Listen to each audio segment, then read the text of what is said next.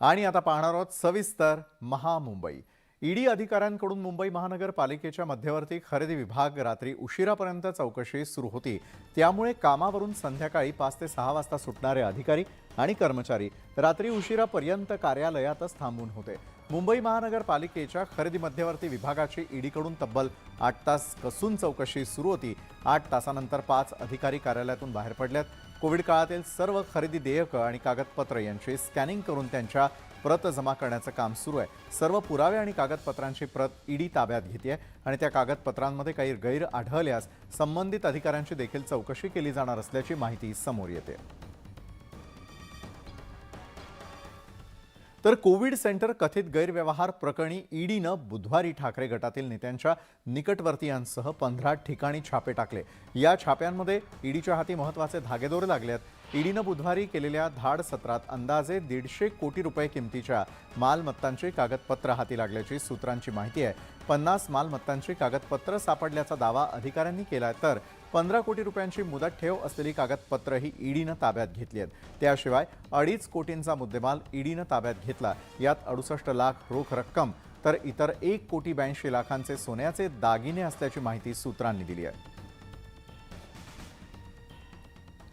मुंबईमध्ये गेल्या 2 दिवसांपासून ईडीचं धाड सत्र सुरू आहे। कोविड काळामधल्या घोटाळ्यांबाबत महापालिकेतील तत्कालीन अधिकारी, कर्मचारी आणि ठाकरे कुटुंबियांच्या निकटवर्तीयांच्या घरी हे छापे टाकण्यात आले आहेत आणि या संदर्भात आता शिवसेनेच्या किरण पावसकर यांनी आदित्य ठाकरेंवर गंभीर आरोप केलेला आहे। या चौकशीचा 100% आदित्य ठाकरे यांच्याशी थेट संबंध आहे असा आरोप पावसकरांनी केला। पावसकरांच्या या आरोपांमुळे एकच खळबळ उडाली आहे।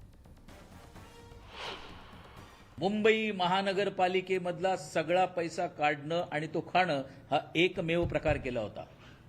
मुंबई महानगरपालिकेतर्फे चालवण्यात येणारा उपक्रम परिवहन BST 4 कॉन्ट्रॅक्टर नेमले। त्यांच्यामध्ये 7 ते 8 हजार युवकांना नोकऱ्या देण्यात आली। ड्रायव्हर, कंडक्टर त्यांचे पगार 14,000, 16,000, 18,000 आहेत आणि हे सगळे या युवा नेत्याची आहेत। चौकशी करा। कोण चव्हाण, शाखेमध्ये काम करणारा एक पदाधिकारी, कुठून आले, 2.5 वर्षामध्ये एवढे करोड येतात, काय तुमची म्हणजे एज्युकेशन क्वालिफिकेशन काय आहे, काय काय तुमचे व्यवसाय होते ते बघा। जर यांना तुम्ही व्यवस्थित चौकशी केली गेली तर यांच्या सूत्रधार आदित्य ठाकरेपर्यंत पोहोचायला वेळ लागणार नाही आणि आदित्य ठाकरेलाच घेतल्यानंतर तुम्हाला स्पष्ट त्याच्यामध्ये येईल की काय काय माल कुठे कुठे ठेवून दिले आहे तो। ईडीने बुधवारी मुंबईमध्ये 15 ठिकाणी छापे टाकलेले आहेत। यामध्ये संजय राऊत यांचे निकटवर्तीय सुजित पाटकर आणि आदित्य ठाकरे यांचे निकटवर्तीय सूरज चव्हाण यांचाही समावेश आहे। ईडीच्या या कारवाईवर माजी मंत्री आणि शिवसेनेचे नेते आदित्य ठाकरे यांनी सूरज चव्हाण यांची चेंबूरच्या निवासस्थानी जाऊन भेट घेतली। जवळपास अर्धा तास आदित्य ठाकरे हे सूरज चव्हाण यांच्याशी चर्चा करत होते आणि त्यानंतर हा दबाव तंत्राचा भाग असल्याचा आरोप आदित्य ठाकरेंनी माध्यमांशी बोलताना केला आहे। की हे प्रत्येक गोष्ट दबाव वगैरे सगळं ठीक आहे, निवडणुका तर घ्या। लोकशाही जर असेल आणि जग बघत आहे, तर नुसतं देश नाही तर जग बघत आहे की आपल्या देशात, आपल्या राज्यात लोकशाही मारली जात आहे आणि मेलेली आहे असं आपल्याला आता वाटायला लागलेलं आहे। कारण आपण पाहताय निवडणुका कुठेही घेतल्या जात नाहीत। कितीतरी शहर आहेत जिथे अजूनही राजकीय, जिथे एक लीडरशिप बसायला लागते, जनप्रतिनिधी असतात, लोकप्रतिनिधी असतात, ते कुठेही नाही आहेत। टेंडर मोठी मोठी काढली जातात। आमचा आता भ्रष्टाचाराच्या विरुद्ध लढा आहे, मोर्चा आहे 1 तारखेला, त्यालाच घाबरून हे सगळं दबाव चाललेलं त्यांचा। आणि याच संदर्भातली या क्षणाची येणारी सर्वात मोठी आणि महत्त्वाची बातमी आपण या क्षणाला पाहणार आहोत ती म्हणजे सूरज चव्हाण यांना आता ईडीनं समन्स बजावलेलं आहे आणि हे समन्स बजावल्यानंतर सोमवारी त्यांची चौकशी देखील केली जाणार असल्याचं कळत आहे। यापूर्वीच ज्यावेळेला आदित्य ठाकरे यांनी सूरज चव्हाण यांची भेट घेतलेली आहे त्यावेळेला मात्र असा कुठलाही प्रकार घडलेला नसल्याचं त्यांनी सांगितलेलं होतं। मात्र सोमवारी ईडी कार्यालयामध्ये आता हजर राहण्याची वेळ सूरज चव्हाण यांच्यावरती येणार आहे, कारण ईडीनं सूरज चव्हाण यांना अखेर समन्स बजावल्याची या क्षणाची ब्रेकिंग न्यूज। सोमवारी चौकशीला ईडी कार्यालयामध्ये त्यांना हजर राहावं लागणार आहे। तर ईडीच्या छापेमारीमध्ये 17 तास त्यांची चौकशी करण्यात आलेली। आता पुन्हा एकदा त्यांची चौकशी केली जाईल। तर आदित्य ठाकरे यांचे निकटवर्तीय म्हणून सूरज चव्हाण ओळखले जात आहेत। मुंबईमध्ये लावण्यात आलेल्या बॅनरवरून जोरदार राजकारण सुरू झालंय. उद्धव ठाकरे आणि प्रकाश आंबेडकरांच्या सोबत बॅनरवर औरंगजेबाचाही फोटो छापण्यात आलाय. बॅनरवरती आक्षेपार्ह भाषा वापरल्यानं विरोधकांनी आक्रमक भूमिका घेतली आहे आणि त्यामुळे राजकीय वातावरणही तापलंय.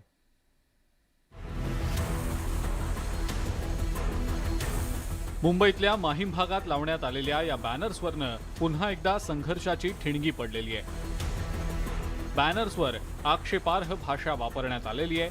औरंग्याच्या थडग्यावर प्रकाश घालतोय मुजरे, मुघली उदात्तीकरणासाठी सोबतीला उद्धवचे हुजरे अशी प्रक्षोभक भाषा इथं वापरण्यात आलेली आहे.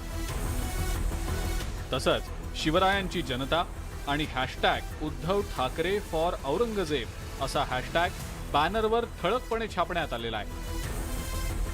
शांततेचा भंग करण्यासाठीच हा डाव रचण्यात आल्याचा आरोप विरोधकांनी केलाय. महत्वाची गोष्ट अशी आहे की ज्या औरंगजेबाचं नाव गेल्या 2.5 वर्षात कुठेही नव्हतं किंवा आधीच्या कुठच्याही सरकारमध्ये नव्हतं, ते आत्ता कसं आलं? परवा उद्धव साहेबांनी जो प्रश्न विचारला की एवढं तथाकथित हिंदुत्ववाद्यांचं सरकार बसल्यानंतर हे सगळे विषय कसे यायला लागले. आणि महत्वाची गोष्ट हीच आहे की बॅनर छापणाऱ्यांनी बनवणाऱ्यांनी त्यांचं डोकं जरा चांगल्या ठिकाणी वापरलं, बुद्धी चांगल्या ठिकाणी वापरली तर देशाचं बल होईल. देशात जी महागाई वाढलेली आहे, देशात जी बेरोजगारी वाढलेली आहे, ते कमी करण्यात थोडं डोकं वापरलं तर बरं होईल. जातीयवाद करून मतांचं राजकारण करणारेच या बॅनर मागचे मास्टरमाइंड असल्याचा आरोप वंचित बहुजन आघाडीनं केलाय.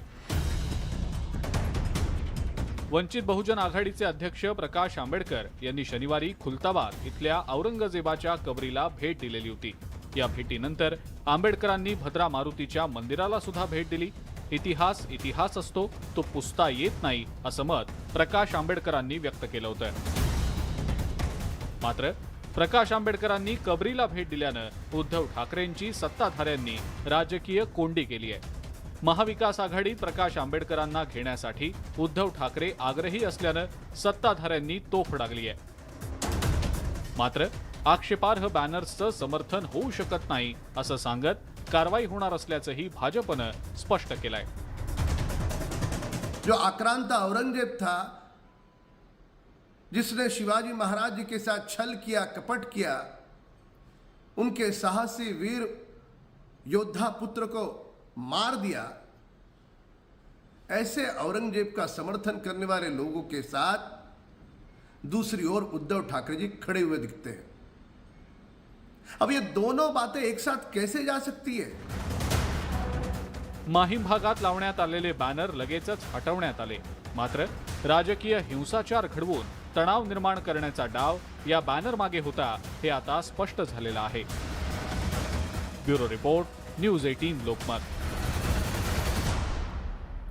मुंबईतील वांद्रे भागातील ठाकरे गटाच्या शाखेवर मुंबई महापालिकेनं कारवाई केली आहे. ही शाखा अनधिकृत असल्याचा दावा करत मुंबई महापालिकेनं ही कारवाई केली. शिवसेना ठाकरे गटाचे पक्षप्रमुख उद्धव ठाकरे यांच्या मातोश्री या निवासस्थानापासून अगदी हाकेच्या अंतरावर ही शाखा आहे. शिवसेना ठाकरे गटाच्या ऑटो चालक वेलफेअरच्या कार्यालयावर ही कारवाई करण्यात आली आहे.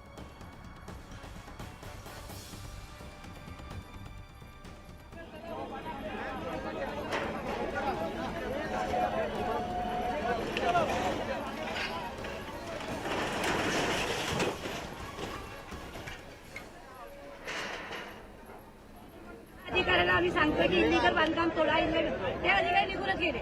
म्हणजे शाखेवर बुलडोजर फिरवणं एकमेव हेतू होता त्यांचा आणि काही नाही.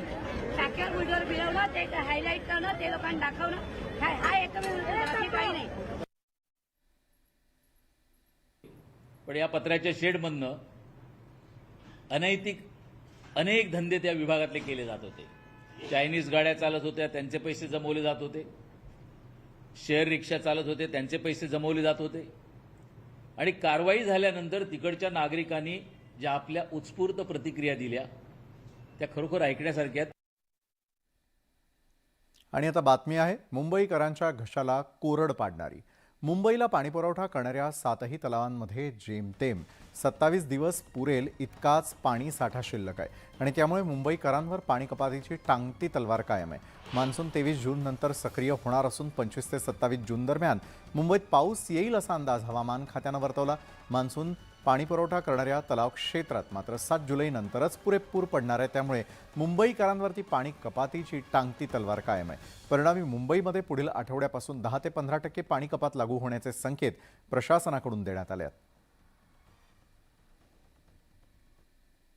आणि आता एक आनंद वार्ता आहे नवी मुंबईकरांसाठी. नवी मुंबईतील पहिली मेट्रो चालवण्याचा मार्ग मोकळा झालाय. बेलापूर ते तळोजा या मार्गावर अनेक वर्षांपासून तयार केलेल्या नवी मुंबई मेट्रोचा अडसर दूर झालेला आहे आणि लवकरच नवी मुंबई मेट्रो प्रकल्पातील बेलापूर ते पेंधर दरम्यान प्रवासी वाहतूक सुरू होणार आहे. पेंधर ते बेलापूर स्थानकांदरम्यान प्रवासी वाहतूक सुरू करण्यासाठी CMRS प्रमाणपत्र प्राप्त झालेलं आहे आणि त्यामुळे ही आनंदाची बातमी आहे नवी मुंबईकरांसाठी. तर सिडकोनं नवी मुंबई मेट्रो लाईन 1च्या यशस्वी परिचालनाची सर्व व्यवस्था केलेली असून महामेट्रोची ऑपरेटर म्हणून नियुक्ती करण्यात आली आहे. याचबरोबर मेट्रो प्रवासी दर निश्चित करून कर्मचारी भरती देखील करण्यात येणार आहे. मुंबईकरांचा लोकल प्रवास आता आरामदायी करण्यासाठी आणि अपघात कमी करण्यासाठी वंदे मेट्रो सुरू करण्याचा निर्णय रेल्वे बोर्डानं घेतलाय. गेल्या महिन्यामध्ये घेतल्यानंतर बुधवारी या पार्श्वभूमीवर मुंबईत रेल्वे विकास महामंडळानं 238 वंदे मेट्रोसाठी जागतिक निविदा काढलेल्या आहेत. मेड इन इंडिया अंतर्गत तयार करण्यात आलेल्या वंदे भारत ट्रेन पाठोपाठ रेल्वे बोर्डानं वंदे भारतच्या धर्तीवर वंदे मेट्रो सुरू करण्याचा निर्णय घेतलेला आहे. यात MUTP 3 मधील 47 आणि MUTP 3A मधील 191 वातानुकूलित लोकलचा समावेश आहे. आता या सर्व लोकल वंदे मेट्रो असणार आहेत आणि यासाठी 20,000 कोटी रुपये खर्च येणार आहे. मुख्यमंत्र्यांच्या सूचनेनंतर KDMC मधील 27 गावातील ग्रामस्थांना आता महत्त्वपूर्ण माहिती मिळणार आहे. KDMC मधील 27 गावातील वाढीव मालमत्ता कर आणि अनधिकृत बांधकामांचा प्रश्न निकाली काढण्यासाठी समिती गठीत करण्यात येणार आहे आणि याच आदेशाच्या पार्श्वभूमीवर कल्याण डोंबिवली महापालिका आयुक्तांसोबत 27 गाव सर्वपक्षीय संघर्ष समितीची बैठक पार पडली. समितीच्या माध्यमातून मुख्यमंत्र्यांना अहवाल पाठवण्यात येणार आहे आणि त्यामुळे हा 27 गावांना मोठा दिलासा मानला जातोय. ब्रेकनंतर महामुंबईमध्ये आपल्या सगळ्यांचं पुन्हा एकदा स्वागत. नायगाव इथे जमिनीचा व्यवसाय करणारे जितेंद्र यादव यांच्या कार्यालयाबाहेर अज्ञातानं तलवारीनं गाड्यांची तोडफोड केली आणि ही धक्कादायक घटना तिथे असलेल्या CCTV कॅमेऱ्यात कैद झाली. इतकंच नव्हे तर हल्लेखोरांनी जितेंद्र यादव आणि त्यांच्या मित्रावरही तलवारीनं हल्ला केलाय आणि यात ते जखमी झाले. या प्रकरणी पोलिसांनी गुन्हा दाखल केलेला असून हल्लेखोरांचा शोध सुरू आहे. ब्रेकनंतर आपल्या सगळ्यांचं पुन्हा एकदा स्वागत. पंतप्रधान नरेंद्र मोदी सध्या अमेरिकेच्या दौऱ्यावरती आणि अमेरिकेमध्ये त्यांची सुरू असलेली संयुक्त पत्रकार परिषद थेट पाहूयात. हम एक मजबूत और फ्यूचरिस्टिक साझेदारी की रचना कर रहे हैं. अमेरिका की माइक्रोन, गूगल तथा अप्लाइड मटेरियल जैसी कंपनियों द्वारा भारत में निवेश करने का निर्णय इस फ्यूचरिस्टिक साझेदारी का प्रतीक है. इस यात्रा के दौरान मुझे अमेरिका के कुछ अन्य CEOs के साथ मुलाकात करने का भी अवसर मिला. उनके साथ हुई चर्चाओं में भी मैंने भारत के प्रति उत्साह और एक सकारात्मक सोच महसूस किया. हम दोनों सहमत हैं कि हमारी स्ट्रैटेजिक टेक्नोलॉजी पार्टनरशिप को सार्थक करने में गवर्नमेंट्स, बिजनेसेस और एकेडमिक इंस्टीट्यूशंस का साथ आना बहुत महत्वपूर्ण है. क्लीन एनर्जी ट्रांजिशन में भारत और अमेरिका के साझे विजन को इंप्लीमेंट करने के लिए हमने कई महत्वपूर्ण इनिशिएटिव लिए हैं. इसमें green hydrogen, wind energy, battery storage, carbon capture जैसे क्षेत्र शामिल है. हमने यह भी निर्णय लिया कि वैश्विक अनिश्चितताओं के बीच भारत और अमेरिका ट्रस्टेड पार्टनर्स की तरह रिलायबल, सिक्योर और रेजिलियंट ग्लोबल सप्लाई चेन और वैल्यू चेन तैयार करेंगे. तर पंतप्रधान नरेंद्र मोदी थेट व्हाईट हाऊस या ठिकाणाहून लाईव्ह होते, ज्याचं थेट प्रक्षेपण आपण महामुंबईच्या माध्यमातून पाहिलं. तर आजच्या महामुंबईमध्ये वेळ झाली तुम्हा सगळ्यांचा निरोप घेण्याची. ताज्या घडामोडींसाठी पाहायला विसरू नका न्यूज 18 लोकमत.